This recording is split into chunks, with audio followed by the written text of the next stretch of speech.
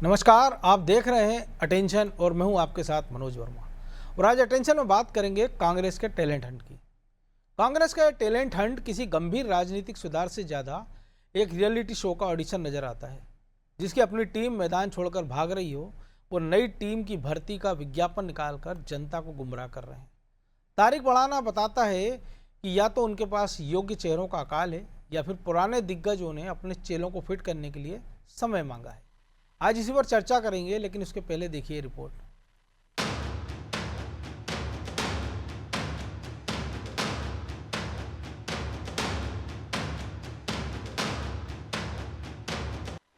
कांग्रेस का talent Hunt, तारीख बढ़ाने पर सियासत प्रचंड।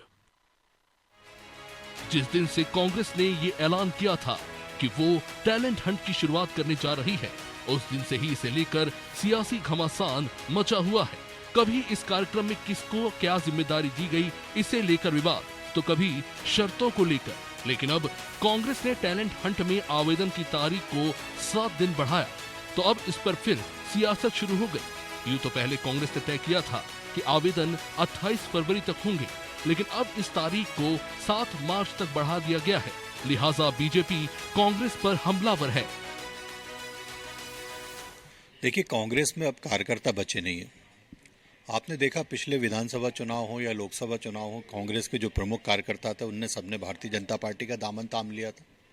आज की स्थिति ये हो गई कि टैलेंट हंट में 5 कार्यकर्ता कांग्रेस को नहीं मिल रहे हैं, और जो 1-2 कार्यकर्ता उनको कांग्रेस पूछ नहीं रही, क्योंकि उनके ऊपर सील लगी है किसी न किसी नेता की।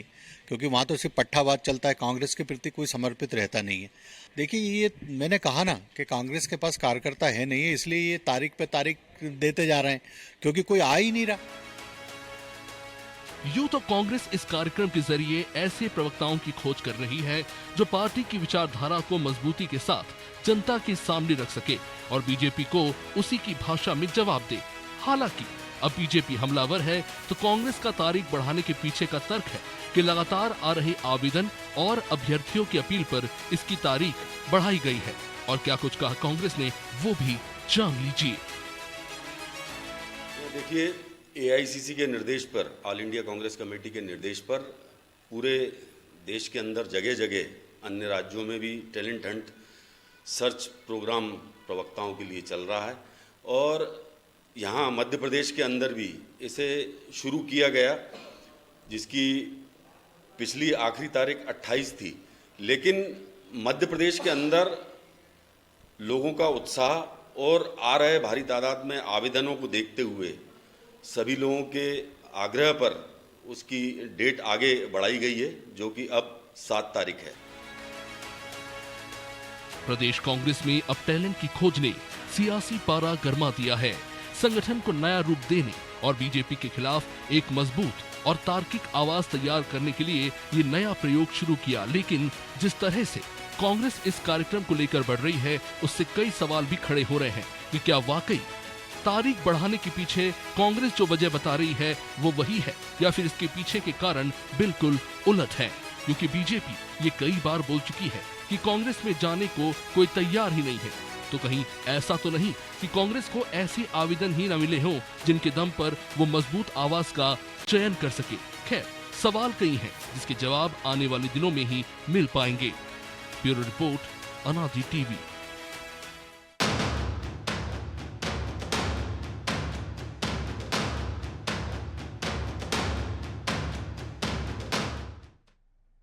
तो इसी पर चर्चा करने के लिए हमारे साथ जुड़ गए हैं वरिष्ठ पत्रकार खिलावन चंद्राकर और हमारे सहयोगी ब्रजेश चौक से।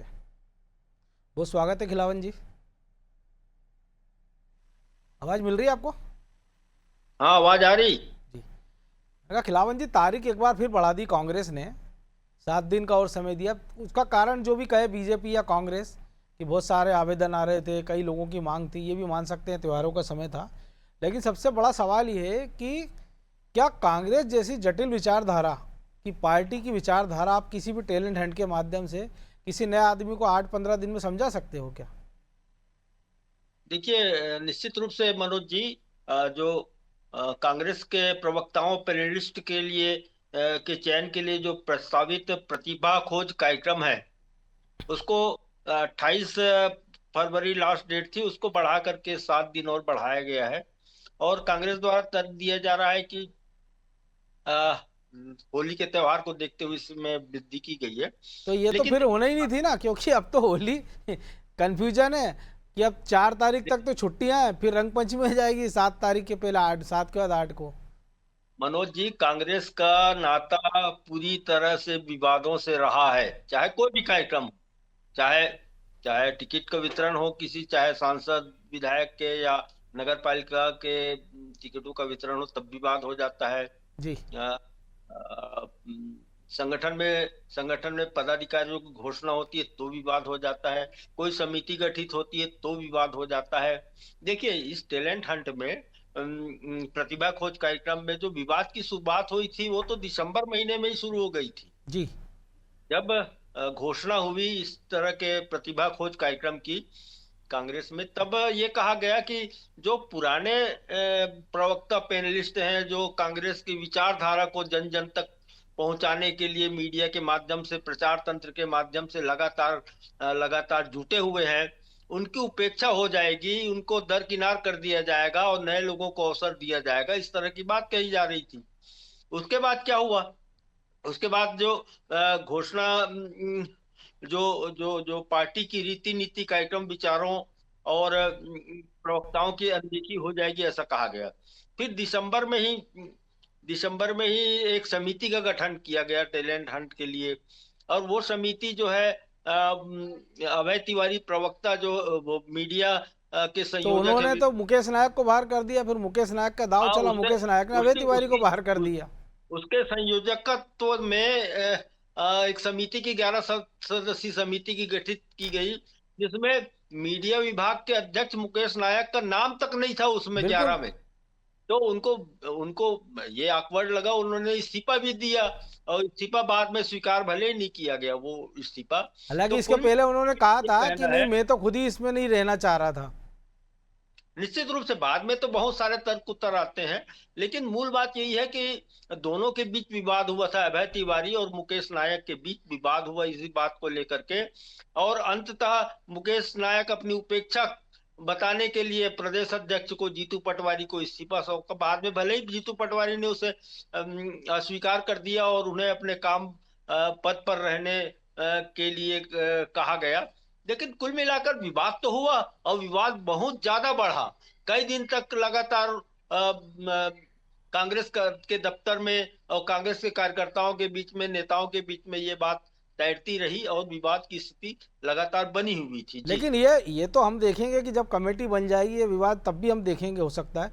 लेकिन ब्रजेश जी, एक और चीज़ है ना, इसके पहले कमलनाथ के समय टैलेंट हंट हुआ था, मई 2018 में उन्होंने एक टीम बनाई थी 150 प्रवक्ताओं की, और लगभग अभी तक वही प्रवक्ता चल रहे थे, लगभग 7.25 साल का वक्त हो गया है, क्योंकि मई में अभी मार्च आ गया है। तो 7.25 साल में एक प्रवक्ता से आप उम्मीद रखते हो कि पार्टी की रीति नीति, विचारधारा को वो जनता तक ठीक से नहीं रख पा रहा है।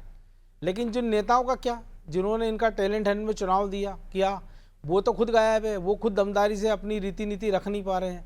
और आप एक ऐसे प्रवक्ता से क्यों उम्मीद करो पार्टी की विचारधारा का वो दमदारी से सामने रखे, जिसको एक बंधी हुई लाइन पर चलना होता है, और इसका काम केवल ये है कि कोई दूसरी पार्टी आरोप लगा दे या हमारा नेता कोई ऐसी बात कर दे कि जिसका हमको पार्टी का बचाव करना होता है। मनोज जी, सबसे बड़ी बात यह है कि कांग्रेस को टैलेंट हंट की जरूरत ही क्यों पड़ी? हाँ, ये इसका भी सबसे मतलब बड़ा है सवाल कि उसके पास टैलेंटेड लोग नहीं है। एक सवाल तो ये खड़ा होता है।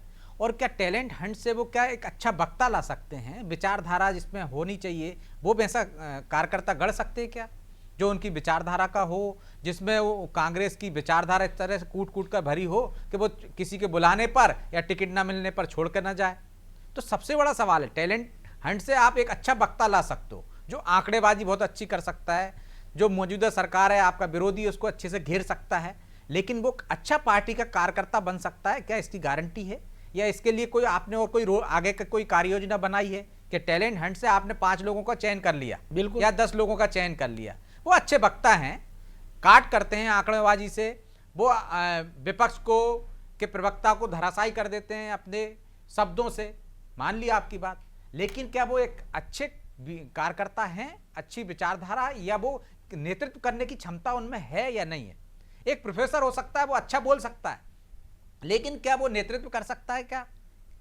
वो जमीन में लोगों को जोड़ सकता है क्या, ये सबसे बड़ा सवाल है। तो बिल्कुल। एक नेता में बहुत सारे टैलेंट की जरूरत होती है, सिर्फ बोलने भर से उसका काम नहीं होता। हमने देखा है कि देश में ऐसे भी नेता हुए हैं मनोज जी, जो अच्छा भाषण नहीं दे सकते, लेकिन प्रशासनिक क्षमता है उनमें नेतृत्व क्षमता है, वो लोगों को अपने पाले में ले आते हैं। कितने ऐसे विधायक देख लोगे आप, कैसे इतने बड़े नेता देख लोगे, जो बोलने की वजह से, सिर्फ अपनी वाक्पटुता की वजह से लोगों को आकर्षित नहीं कर सकते। चाहे बीजेपी में चले जाए, कुछ नेता ऐसे हैं जो बोलते थे तो लोग सुनते थे, अटल बिहारी वाजपेयी उनमें, सुषमा स्वराज उनमें, शिवराज सिंह चौहान उनमें, ऐसी एक लंबी फहरिस्त है। बिल्कुल। तो क्या सिर्फ यही उनकी एक काबिलियत थी? नहीं, उनकी एक और काबिलियत थी मनोज जी, कि वो लोगों के बीच में रहते थे। जनता से जुड़ाव उनका कैसे था, सिर्फ बोलने से नहीं कि वो अच्छे बोलते थे कि लोग उनके फॉलोअर्स हो गए। कांग्रेस में बहुत अच्छे प्रवक्ता भी हैं, लेकिन जमीनी स्तर पर देख लीजिए आप, कांग्रेस में क्या बीजेपी में ऐसे लोगों को देख लीजिए जो कैबिनेट मंत्री हैं, या आपने उनको ले रखा है, या वो अच्छे वकील हैं, लेकिन क्या वो चुनाव जीत सकते हैं क्या? तो राजनीतिक दलों में बहुत सारी टैलेंट की जरूरत होती है। बिल्कुल। लोगों से कैसे जुड़ सकते हैं आप, लेकिन मौजूदा दौर में तो केवल कांग्रेस के तमाम सारी पार्टियों में देखें, बीजेपी भी, तो ऐसा टैलेंट इनको चाहिए कि जो पार्टी के प्रति कम और खुद के नेता के प्रति ज्यादा वफादार रहे। निश्चित तौर पर अब इसमें बहुत सारे खतरे भी हैं। क्या जो वरिष्ठ नेता हैं उनकी जो टैलेंटेड युवा होंगे उनकी नाराजगी झेल सकते हैं? क्या वहां पट्टावाद नहीं चलेगा? क्या निष्पक्षता से वहां टैलेंट के आधार पर ही चयन होगा? ये तमाम चीजें हैं। वो अब तक के जो टैलेंट हंट हमने देखे हैं कांग्रेस के, मनोज जी, कोई पहली बार नहीं हो रहा है। तिथि भी बढ़ती है, तमाम चीजें होती है, चयन भी होता है।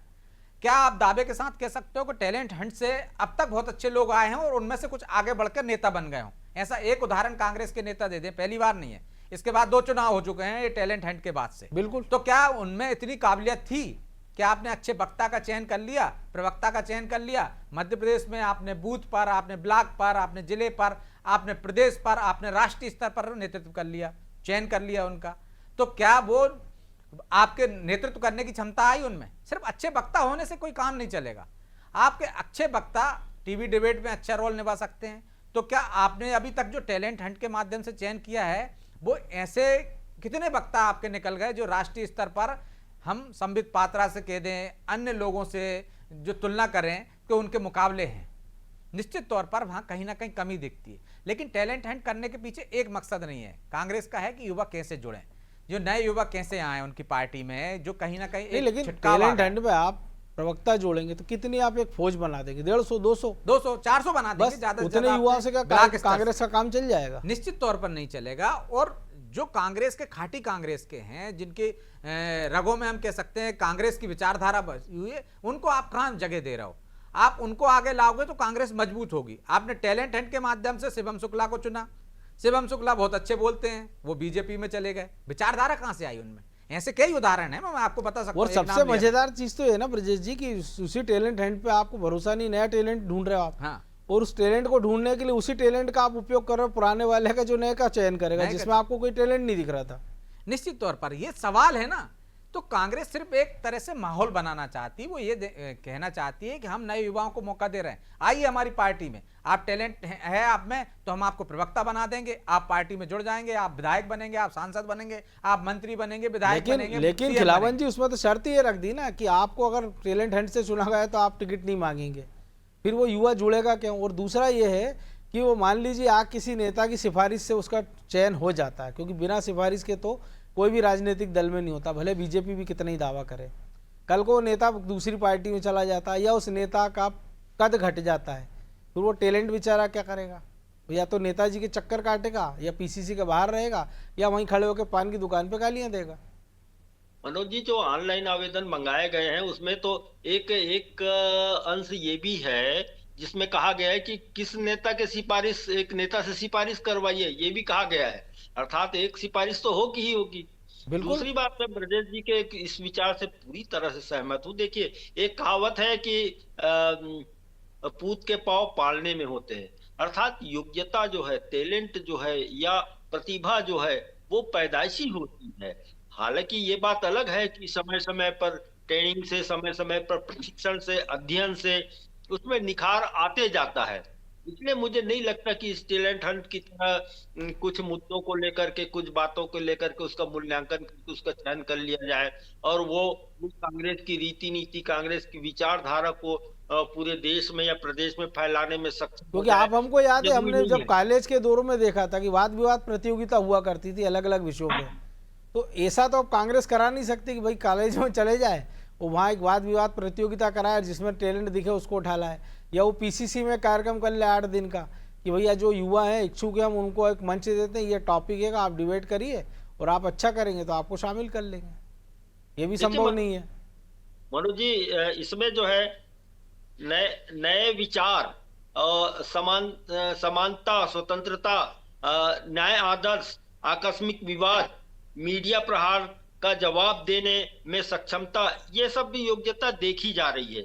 तो मुझे लगता है कि ये सब नहीं, ये तो सब मांगी गई है, नए लोगों में ये क्योंकि सब हमने देखा देखने है को कि मिला। कांग्रेस के उसमें तो ये भी है ना सदस्यता फॉर्म में कि वो कांग्रेस का नेता शराब नहीं पिएगा। हमने तो ऐसे 50 नेता गिना सकते हैं जो शराब की दुकानें चला रहे हैं। साथ ही यह भी बात है कि ये सब योग्यता के आधार पर चयन किस आधार पर कर लिया जाएगा, मुझे समझ में नहीं आती कि हालांकि हमने पिछले टैलेंट हंट को देखा है जिसमें 2-4 अच्छे प्रवक्ता भी मिले हाँ, हैं। निश्चित तौर पे 2-4 नहीं 10-20 है, नैसर्गिक गुण जो है उसको अनदेखी नहीं की जा सकती। लेकिन एक और हो ये बात- गया है ना, जो टैलेंट आपने ढूंढ लिया लेकिन एक आदमी की आपने ड्यूटी लगा दी, वो बताएगा कि इस टैलेंट का उपयोग कहाँ पे करना है, ये कहाँ जाएगा कहाँ नहीं जाएगा। तो वो तो चेहरा चीन चीन के देखने की बात हो गई ना कि मुझे आपको ओबलाइज करना है तो मैं अपनी टीम से कह दूंगा खिलावन जी को और दूसरे दिन बुलाना, और मुझे अगर ब्रजेश को नहीं निपटाना है तो मैं 8 दिन कहीं भेजूंगा नहीं, 9वें दिन कहूंगा पटवारी जी से कि साहब देखो वो तो किसी काम का नहीं, कहीं जाता ही नहीं, उसको तो कुछ आता ही नहीं है।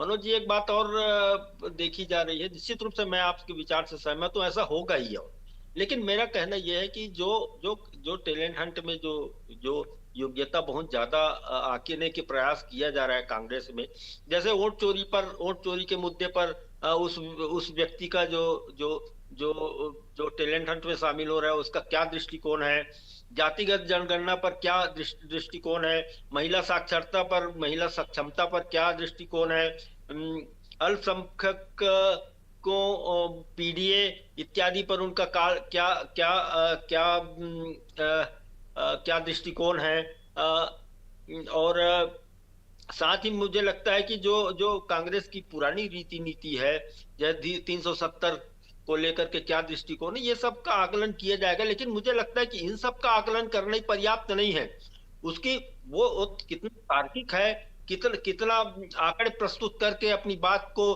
पूरी सक्षमता से पब्लिक के सामने रख सकता है।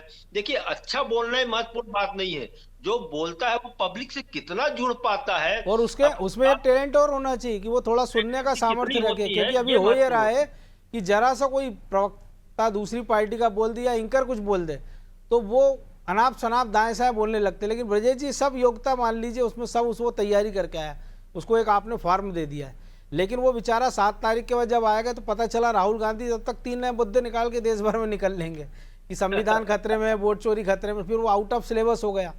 जैसे आज ही का मामला देख लीजिए कि अब 3 दिन से खाड़ी में युद्ध चल रहा है, अब कांग्रेस के पूरे तमाम सारे नेता खामनेई के बारे में लिख रहे हैं कि वो शहीद हो गए हैं, वो फलाना हो गए, मोदी उनकी विरोध क्यों नहीं कर रहे हैं, इजराइल को गालियां दे रहे हैं। लेकिन ये भी एक बड़ा सच है ना कि 1950 में उन्हीं नेहरू जी ने इजराइल को भारत की प्रधानमंत्री हेतु मान्यता दी थी और कहा था कि आज के दौर में हम इजराइल को निगलेक्ट नहीं कर सकते हैं। ये अलग बात थी कि वो फिलिस्तीन के साथ भी थे, लेकिन आज हम 2026 में 76 साल बाद भी उसी नीति में नहीं चल सकते हैं ना, क्योंकि फिलिस्तीन से हम मांगेंगे तो क्या मिलेगा, वो हमको ज़्यादा से ज़्यादा होगा तो 4-5 फिदाइन दे देंगे कि भैया जाओ बम बांध के कूद जाओ पाकिस्तान में। हथियार तो हमको इजराइल ही देगा ना, डोम तो हमको इजराइल देगा। देखिए, लेकिन अब वो प्रवक्ता जब ये पढ़ के आएगा तो वो तो उसका तो चयन ही नहीं होगा। आपने प्रवक्ता को एक तरह से आपने पूरा पेपर दे दिया है कि इसको रट लो और जाके परीक्षा दे आओ। यदि वही सवाल घुमा फिरा कर पूछ लिया परीक्षा केंद्र पर या आ गया तो वो उसका जवाब नहीं दे पाएगा, क्योंकि आपने बता दिया ना ये पेपर में कि ये चीज चाहिए हमको, तो रट करके आएगा मैं वही तो तमाम कह रहा हूं। चीजें आएगा। लेकिन आज जो आपने कहा कि विदेश नीति क्या होना चाहिए, विदेश की नीति छोड़ दीजिए, नीतियां तमाम तरह की देश में ही बदली जाती हैं, मुद्दे बदल दिए जाते हैं। यही कांग्रेस कभी विरोध करती थी कि न जात पर न पात पर मोहर लगेगी हाथ पर। इंदिरा गांधी से लेकर राजीव गांधी तक ने संसद में जोर जोर भाई से एक नारा ये भी चिल्ला देते कर थे, कहा। जन जन से नाता सरकार चलाना आता है। हाँ। अब देखो सरकार ही नहीं बना पा रहे, चलाओ बनाना नहीं पा रहा, बना भी ली तो चला नहीं पा रहे हैं। आप मध्य प्रदेश में देख लीजिए, अब जो उल्टा बीजेपी कर के दिया लिए कहते हैं, उन्होंने, उल्टा जन हो जन गया। से नाता है, रायता फैलाना आता है। तो आप देखिए कि अब का मुद्दे बदल गए ना आपके, तो विचारधारा बची है क्या? यदि कांग्रेस की विचारधारा बची होती तो आपको टैलेंट हंट करने की जरूरत नहीं है, विचारधारा तो आपके पास आती। और एक सबसे बड़ा जो एक नेतृत्व करने की क्षमता, समाज सेवा की जो भावना रहती थी, जो युवाओं में आती थी, वो जहां से पौधरोपण होता था, वो आपने आपको क्या वो तो आपने नर्सरी उजाड़ रखी है ना। नर्सरी उजाड़ रखी है आपने। छात्र राजनीति से आते थे, तमाम राजनेताओं देख लीजिए जो आप टैलेंट हंट के माध्यम से चयन कर रहे हैं। मुकेश नायक को देख लीजिए, शिवराज सिंह चौहान को ले लीजिए, जीतू पटवारी खुद देख लीजिए, जीतू उमंग पटवारी को सिंगार देख देख लीजिए आप। नरेंद्र सिंह तोमर को देख लीजिए। ऐसी लंबी फहरिस्त है दोनों ही दलों में। क्या आज की तारीख में कॉलेज से कोई निकल रहा है ऐसा छात्र? आपको टैलेंटेड लोग आपकी पार्टी में हैं, लेकिन क्या आप उनको पहचान रहे हो? आप उनको मौका दे रहे हो? नहीं दे रहे हो। आप उनको देख रहे हो फटला आदमी का है, ये पट्टा उनका है, इसलिए उनको टैलेंटेड है, मौका नहीं मिल रहा है। क्योंकि ये भी है ना आप कि वो तमाम जब तरह की पार्टी चीजें- छोड़ जाता तो आप ये नहीं कहते कि टैलेंटेड बंदा था, आप कहते 50 लाख में बिक गया, 5 करोड़ में बिक गया, 1 करोड़ में बिक गया। आप उसका रेट लगाने लगते। तो आप ही सोचो कि आपकी पार्टी में कितना योग्य आदमी था कि दूसरे ने 5 करोड़ दे के ले गया उसको, ये 50 लाख दे के। नहीं, और आप देखिए आपने मौके नहीं दिए, और वो इतना टैलेंटेड था कि एक राज्य का मुख्यमंत्री है, राज्य चला रहा है, बिल्कुल। और पार्टी उस पर इतना भरोसा कर रही। तो आपने उस अरे आप talent देखिए, की- मतलब तेलंगाना के मुख्यमंत्री रेवंत रेड्डी, वो एबीपी का कार्यकर्ता था, आपकी पार्टी में वो बना हुआ है ना मुख्यमंत्री। हेमंत तो ये शर्मा आपके को कारण देख नहीं है, लीजिए। कुछ टैलेंटेड उसमें भी होगा, कुछ वो talent। कांग्रेस के थे खाटी, बिल्कुल। वो बीजेपी के पूरा नॉर्थ ईस्ट में उनने कांग्रेस खत्म कर दी। कांग्रेस खत्म कर दी। तो टैलेंटेड तो हैं आपके पास, लेकिन उन टैलेंटेड लोगों को, टैलेंट को मौका नहीं दे रहे हो ना आप। यदि आपने मौका दो तो आपको बाहर झांकने की जरूरत ही नहीं, तलाश करने की जरूरत। बगल में चोरा, गांव में ढिंडोरा, ये वाला हाल है कांग्रेस का कि उसके पास जो टैलेंटेड लोग हैं उन्हीं को मौका दे दे। वो अच्छे प्रवक्ता बन सकते हैं, सब कुछ बन सकते हैं, और वो आपको छोड़कर भी नहीं जाएंगे, लेकिन उनको मौका नहीं मिल रहा है। कोई दिग्विजय सिंह का आदमी है, कोई जीतू पटवारी का, कोई उमंग सिंगार का है, कोई अरुण यादव का है, कोई अजय सिंह राहुल भैया का है। इसमें तो आपने बांट रखे टैलेंटेड लोगों को। यदि उनका टैलेंट है, टैलेंट के आधार पर आपको चयन कर रहा है, तो आपको सिफारिश की जरूरत ही नहीं है किसी को। आप बोलिए आपका परिवार नहीं, क्या तो वो है? जो खिलावन जी कांग्रेस ने का कहा खाटी ना कि परिवार। आपने एक सिफारिश जुड़वाई दी, लेकिन दिक्कत ये है ना खिलावन जी की टैलेंट, ये जो ब्रजेश जी ने कहा कि इस टैलेंट से अच्छा तो आप ये ढूंढो ना कि कांग्रेस का आदमी कौन बनने को तैयार है। तो पहली शर्त तो आप ये रखो, क्योंकि आप तो अभी ढूंढ रहे हो कि सिफारिश आई तो मतलब ये पटवारी जी का है, ये सिंगार जी का है, ये सिंह साहब का है, ये शर्मा जी का है, ये चंद्राकर जी का है, ये वर्मा जी का है, चौकसे जी का है। और बिना कांग्रेस का कहाँ सिफारिश है? के आप में कोई भी टैलेंट है तो आपको नहीं ले रहे मतलब। निश्चित रूप से मैंने जो बताया ना कि जो फार्मा है जिसमें ये प्रतिभागी आ सकते हैं टैलेंट हंट में, उसमें एक कॉलम ही दिया गया है भाई कि आप स्थानीय स्तर पे या आपने जान पहचान के किस नेता की सिफारिश कर रहे हैं, ये है। तो मुझे लगता है कि ये सब क्लास रख के एक तरह से भाई भतीजावाद को भाई ये तो आपने चूज एंड पिक कर दिया ना। जैसे कि बीजेपी का आरोप ही है, बीजेपी का आरोप ही है। आशीष अग्रवाल ने आरोप ही लगाया था कि भाई भतीजावाद, पट्टावाद, नहीं, गुटबाजी, ये तो हम आम बीमारी है। छोटा सा जवाब ब्रजेश जी जो खिलावन जी ने कहा कि कल को क्या गारंटी है कि मान लीजिए फार्म स्क्रूटिनी करने जो नेता बैठा है वो देखेगा अच्छा ये फलाने नेता की सिफारिश वाला इसको निपटा दो, ये फलाने की इसको निपटा दो, ये अपना वाला इसको अंदर कर लो। तो मैंने कहा ना खतरे तो है ही ना मनोज जी उसमें। क्या आपकी चयन प्रक्रिया क्या पारदर्शी है? ईमानदारी से जो लोग बैठे हुए हैं वो इस आधार पर चयन कर रहे हैं कि टैलेंटेड व्यक्ति है। और पिछली बार हमने यूथ कांग्रेस में देख चुके हैं विक्रांत भूरिया का चयन कैसे आप हुआ था। देखिए, चाहे यूथ कांग्रेस में भी ये पहले प्रक्रिया की थी ना आपने कि हम जो नीचे से लेकर आएंगे सब किसी को मौका देंगे। आप बताइए कि चयन प्रक्रिया चुनाव के जरिए आपने किया, आज तक ऐसा कौन सा व्यक्ति आ गया जो राजनीतिक परिवार से ना आता हो, जिसके पिता बहुत अच्छे ना हो मतलब राजनीति में। चाहे आज उन्होंने मान लिया होगा कि अतीत में सारे कांग्रेसी थे, भले अभी नहीं हो। बहरहाल वक्त इतना ही था। बहुत धन्यवाद खिलावन जी। तो कांग्रेस का मर्ज चेहरों की कमी नहीं बल्कि नीयत की कमी है। आप नए डिब्बे तो जोड़ सकते हैं, लेकिन जब इंजन ही पटरी से उतरा हो तो ट्रेन मंजिल तक नहीं पहुंचती। ये टैलेंट हंट भी पिछले अभियानों की तरह इतिहास के कूड़ेदान में जाएगा, क्योंकि कांग्रेस में टैलेंट की कमी नहीं बल्कि आला कमान की परिक्रमा करने वालों की पूछ होती है। अटेंशन में आज इतना ही। मुझे दीजिए इजाजत और आप देखते रहिए अनादि टीवी। नमस्कार।